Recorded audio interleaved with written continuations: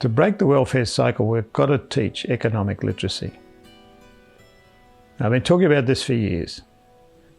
Unfortunately, some people heard this message and then they went away and they talked to consultants in Melbourne and Canberra and everywhere else, and they come up with the scheme, financial literacy.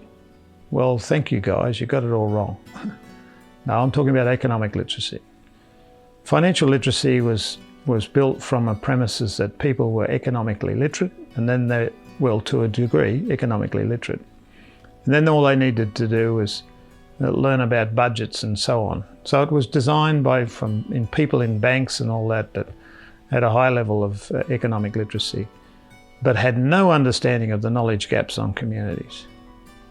Now, people need economic literacy, and that means they need answers to the fundamental information about how the economic system works. Now, for them to get that knowledge, that information, they need their knowledge gaps closed. For instance, if you think that somehow or another money is just created by the government buys all the planes for Qantas and provides all the wages for all the mining companies in Australia and all that. And why do people think that? Because they've been told over and over again to forget their traditional culture. And their traditional culture was based on trade and production and value adding of products and trade up and down the trade highways across Australia. That was the traditional culture. And yet missionaries, government people, patrol officers, teachers today, even Aboriginal people from the south who have lost their traditional culture come and say, oh, we've got to change our culture. We've got to have a business culture now. Traditional Aboriginal culture was a business-driven culture. It's young people, younger people today that haven't got that understanding of that business culture anymore, the traditional business culture.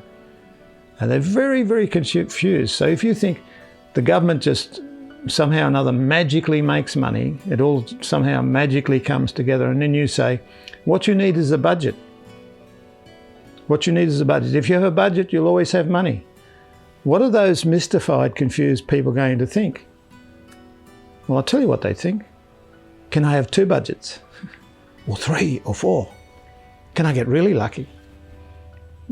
A mystified mindset around economics is going to bring mystified responses. So financial literacy didn't work. Hello? Wonder why it didn't work? Because it didn't meet the target needs, it didn't meet the needs of the people it was being designed for, because the people who had designed it knew nothing about those people. And so that gets jettisoned. And even economic literacy then gets a bad name from it. No, let's go back to economic literacy.